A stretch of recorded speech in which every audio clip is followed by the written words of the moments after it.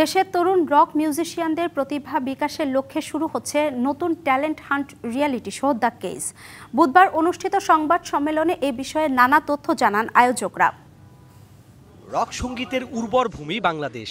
রাজধানী থেকে শুরু করে সারা দেশ জুড়েই তরুণ প্রজন্মের শিল্পীরা করে যাচ্ছেন রক গানের চর্চা।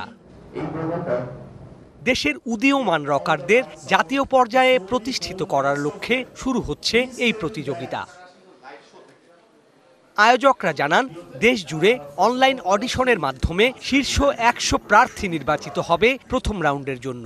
পরবর্তীতে নকআউট রাউন্ডের মাধ্যমে সেরা ৪০ প্রতিযোগীকে বাছাই করা হবে, যারা নতুন রক ব্যান্ড গঠনের সুযোগ পাবে। এখন এমন একটা সময় দিয়ে আমরা যাচ্ছি যে আসলে মানুষজন এন্টারটেইনমেন্টের একটা বড় অভাব, এবং গান বাজনা অনেকেই অনেক জায়গায় করতেছে, কিন্তু তারা প্রপার প্ল্যাটফর্মটা পাইতেছে না।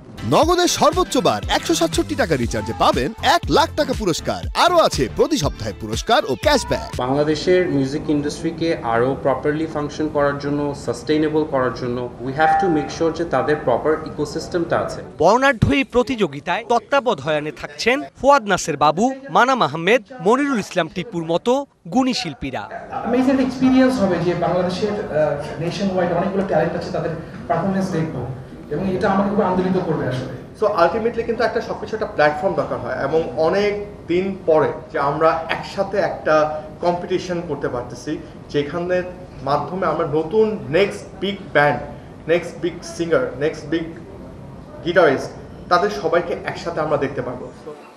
Sourav Bappa, DBC news, Dhaka.